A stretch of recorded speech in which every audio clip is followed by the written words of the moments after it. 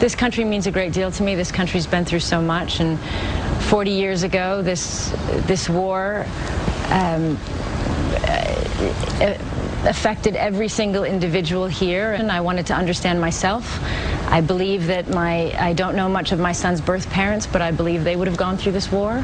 I wanted to understand him and his culture in a deeper way, and I wanted to bring this story to this country in their language, and I wanted to tell the story of Luang Ung, who is a dear friend of mine. And you've been screening it for the Cambodian royal family, for survivors of that horrible war. I imagine that's kind of a daunting audience. It is. It is. I was very, very nervous. It's, of course, it's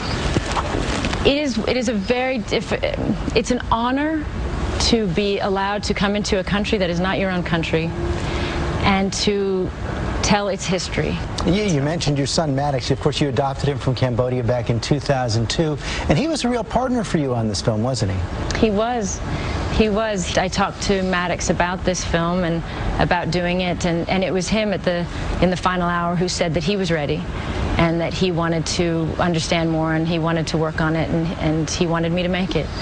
So being with him on set and studying the history of this country with him and being with his fellow countrymen every day was extraordinary. And Pax also worked on the film and did the still photography. That was very special. So do you have budding directors in your family?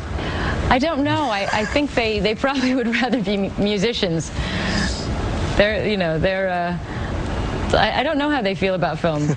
I think they like the adventure of the crew, and they like to be in the thick of it. How did they feel about eating scorpions?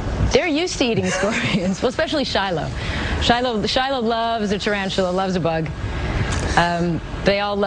They can eat a bag of crickets like a bag of chips, so they're used to it. But no, I'm learning to cook them better, a little more flair, a little more seasoning.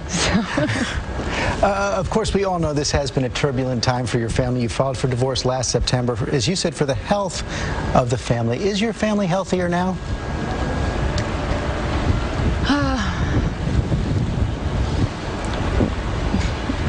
We are focusing on the health of our family, and so we will be stronger when we come out of this, because that's what we're determined to do as a family.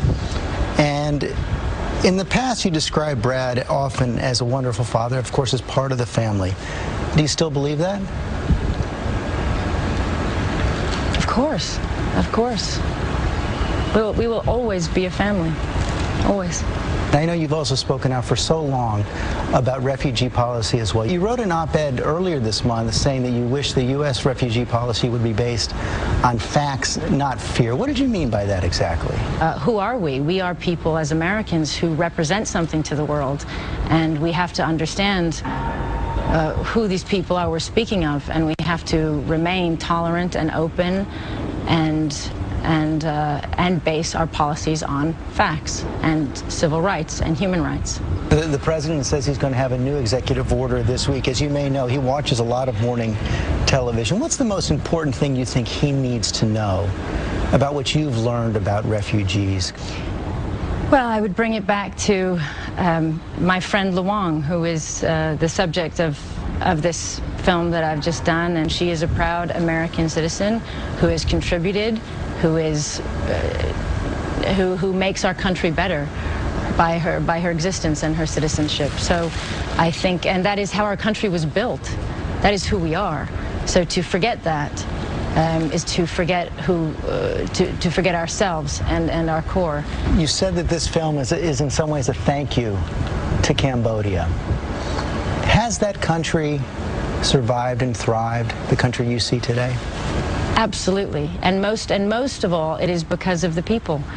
They are an extraordinary people. When I first came here, I expected to meet people who had been through so much war and so much violence that they would be a bitter, hardened people, and they are a kind, open, resilient, intelligent, and very, I hope when people see the film, a very creative people, full of love and joy and family. And so for that, they are Cambodia will rise. Angelina Jolie, thanks very much. Thank you so much.